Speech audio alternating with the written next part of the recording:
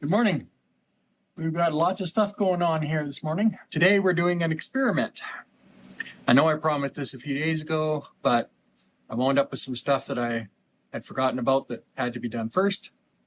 So we've got a really nice ribeye here, and we're going to be cutting this in half, and I'm going to sous vide one half and air fry the other, and then we'll compare them to each other. Let's get started.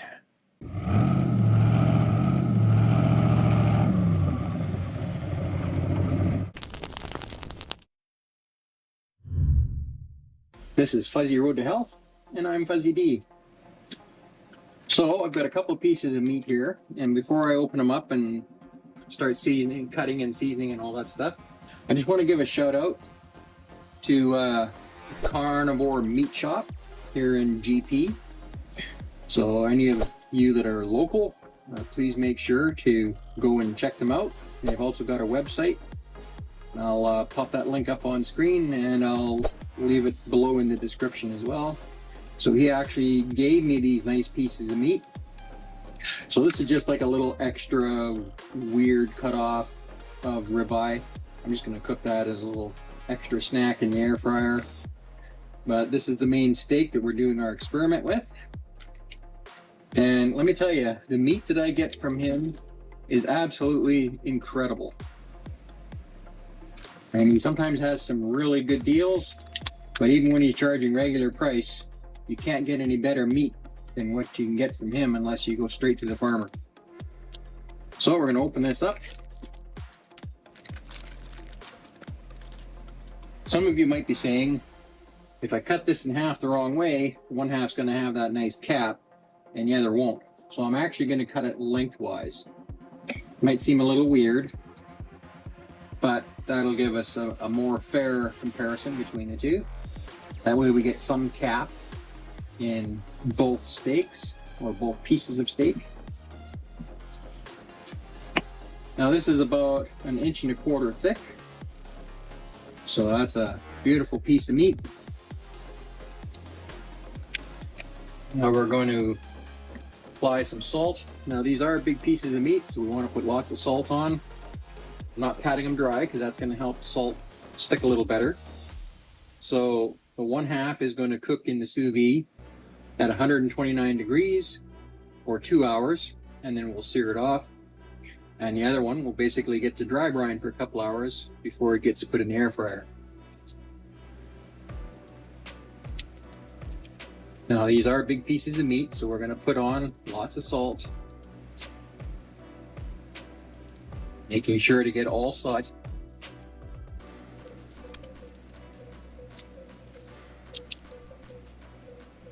Now the reason I didn't dry brine these ahead of time is that with sous vide you don't actually need to dry brine to get the flavor of the salt all the way through the meat. But I also wanted this to be kind of a fair comparison between the two, so I didn't dry brine half of it the night before or anything. Now on this back side it's all fat, so I'm not going to add any salt to that because it won't penetrate the fat anyway.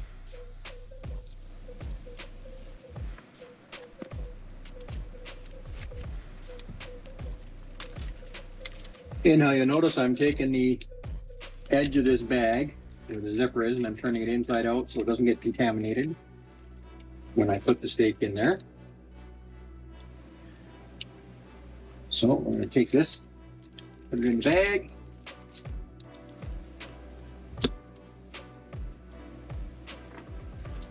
Now I don't have a vacuum sealer.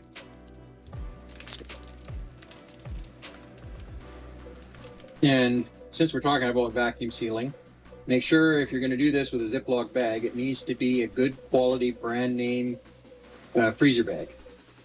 So this is actually Ziploc brand, but you can use Glad or any quality brand that's a nice thick freezer bag. And to get the air out of it, we're just going to put it down in the water. We're going to push it down. We're going to use the water displacement method. So that water is going to displace all the air. And then I can go ahead and seal it up. That's going to go on the plate for a couple hours in the fridge. And I'm just going to dry brine this other little piece for a couple hours as well. We're putting a little less salt on this because it's a much smaller piece of meat. It's much thinner. So I'm just sprinkling a little bit on. By the way, the salt I'm using here is genuine Himalayan coarse salt. So if you're ever looking for Himalayan salt, you know, there's a lot of stories out there about fakes being out there, you know, where they take regular salt and they just dye it pink. And unfortunately, that is actually true. So what you're going to look for is a coarse salt, and you want to make sure it's got sharp edges, which, you know, if it's been processed and faked, it's usually got kind of smoother, rounded edges, and you usually can't get it in a coarse salt like this. And when they dye it, it pretty much dyes it just about all the same color. So you should have lots of different shades of pink and white in there. So that's what you're looking for. And if it kind of tastes just like your normal table salt, it's definitely fake. Or if it tastes really bad, it's definitely fake. The proper Himalayan salt tastes fantastic. It's got lots of trace minerals in it. And I'll have a link in the description where you can get the brand that I use. Now, full disclosure, it is an Amazon link that I get a small cut from if you use that link, but you get the same great price that you get otherwise, and it helps us continue to bring you more videos. So in case you're wondering what this other video is I'm working on, this here is part of a lard rendering process. So that's fat from pork, and it's a bit of a process. I'm showing how to render it out very gently so that it stays white, doesn't get that kind of brownish color from when you do it in the oven. And we're also going to be doing several steps to purify it, so make sure you watch out for that video. This experiment video is going to come out a few days before this other one, so make sure you keep an eye out for that if that is of any interest to you. Now, I am carnivore, so I'm not adding any other spices to this. All seasonings except salt, basically, they actually contain carbohydrates, and carbohydrates, of course, convert to sugar. So I was using other spices. You'll see that in my earlier videos. But after my last blood test, my triglycerides had spiked up a bit and my weight loss had kind of stalled. So I had to cut all those extra seasoning and stuff out. After I found out there were carbs, I understood what was going on. We're setting our temperature at 129 degrees because by the time it's done cooking and then we take it out, dry it off and sear it, and then you get a little bit of carryover cooking from the sear while it's resting, that's going to give us our perfect 135 degrees. And we're also set for 2 hours. Now, I ran water as hot as it would come out of the tap. Today the water is a little hotter, so even though it's been sitting there for a little bit, it's still already starting at 122 degrees. It actually started at 128 when I first got it out of the tap. Now, as always on these sous vide cookers, it doesn't start the timer until it reaches the proper cooking temperature that you've set. So I'll bring you back when I'm going to put the other piece of steak in the air fryer, and then after that we'll take this out of the sous vide and sear it up. So we'll see you in a bit. Okay, so while our sous vide steak is resting, I just took it out of the sous vide. So it's going to rest and cool down for a while before we start searing it. In the meantime, I'm going to start air frying this other one.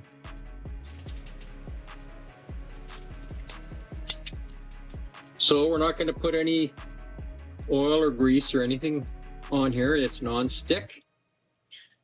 So we're just going to put that one in there, and then I've got this little spare piece, this little thin piece here, so it's going to go in.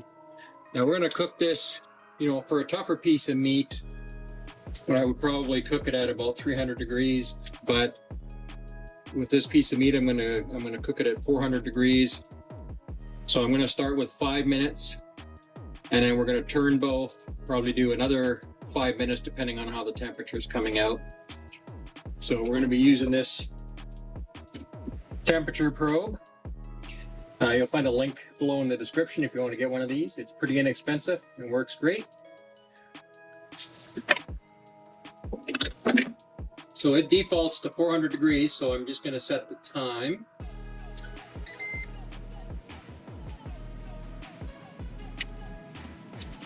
I'll also leave a link in the description for this particular air fryer. It's pretty inexpensive and it does a great job. So we'll be back in a bit. Okay, we'll check on our steak here.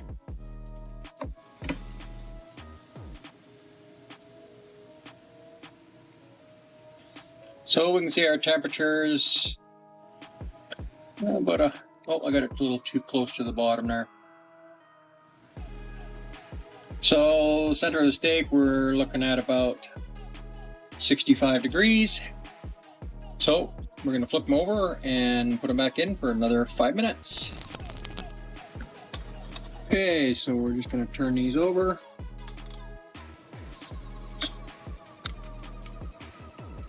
Oh, I should check the temperature of this thinner one.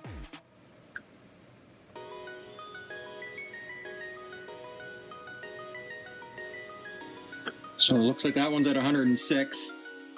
So after the next 5 minutes, that smaller one will probably be done.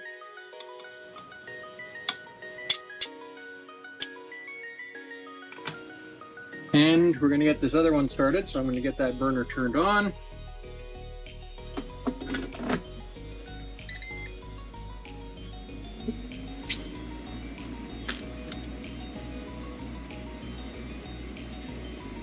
Okay, and we're going to pat this dry. Just remember that it's very important. We've got to pat this as dry as we can.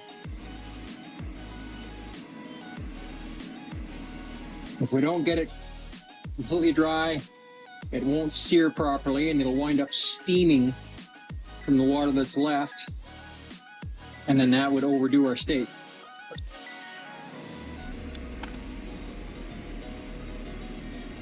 So if you'll remember, the only thing that's on this steak is salt. As I'm carnivore, I don't add anything else now. I used to. You'll see that on previous videos.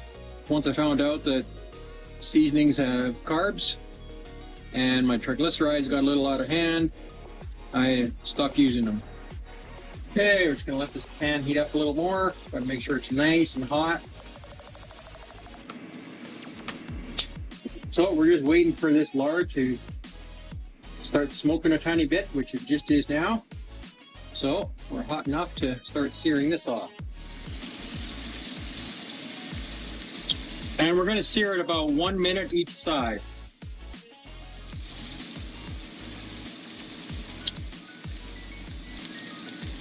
I'm actually timing this.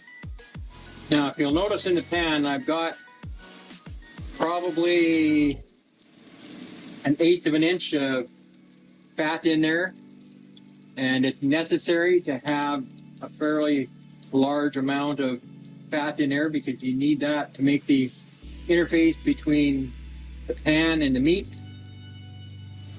Otherwise, you'll only get a few little brown spots instead of the whole thing browning evenly.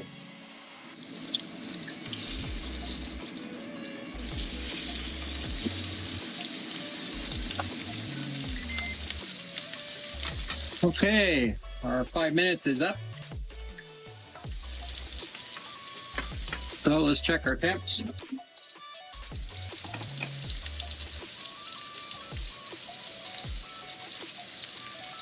Okay, this small one's definitely done. It's actually a nice medium rare. So we're still sitting at 109 degrees internal on the full-size ribeye piece. So we're going to put that back in for another minute.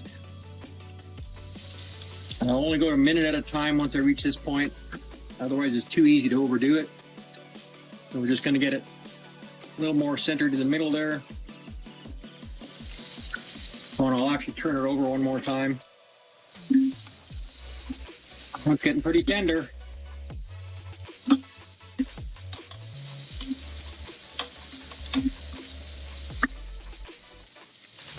Okay, then we got it turned over.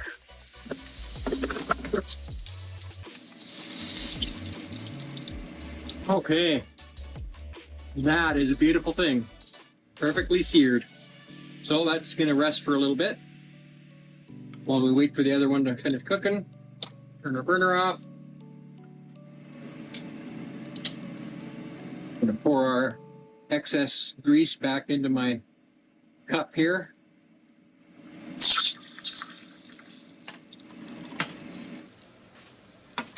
Okay, let's see how we're doing.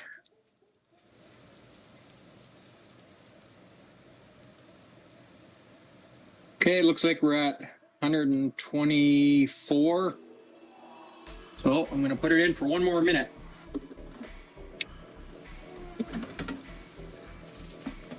Okay, we're right at 135. Perfect medium rare. Gotta like it. Now it obviously doesn't have as nice of a sear as the other one. Sometimes the air fryer will give it a nice browning, other times it doesn't. Depends on how long stuff's going in for.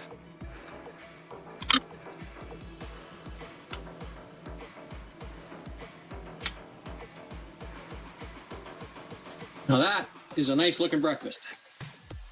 For a carnivore, that is. Okay, we're gonna let that rest for about 5 minutes. We'll come back in 5 minutes and give it a try. These have had a 5-minute rest. So I'm gonna start with the air fryer one. So I'm gonna take a little piece of the cap, which is the tenderest, most flavorful part.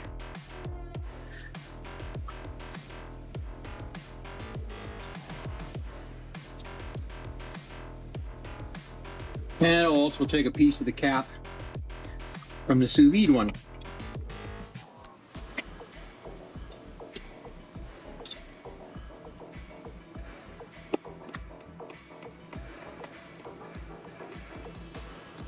So we'll start with the air fried one.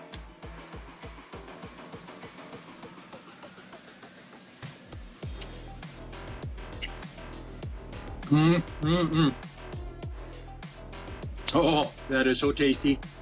And it's pretty tender. And surprisingly, the salt flavor actually went all the way through the meat. So I'm happy about that. Okay, so let's try a piece of the sous vide one.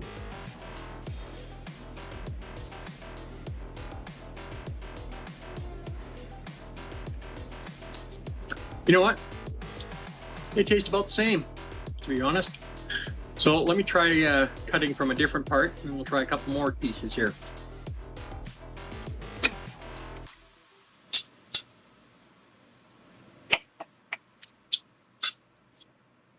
So once again, this is the air fried one. And you can see it's perfect medium rare.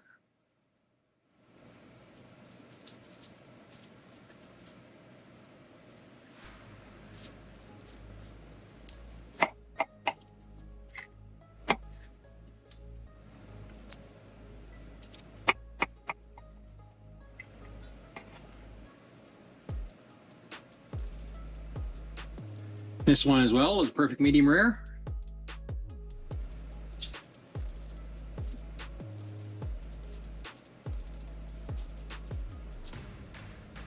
Okay, so for the air fried one. Well, that piece of the center, still very, very tasty. Absolutely love it. It is a little tougher than that piece of cap was. So let's try the sous vide one.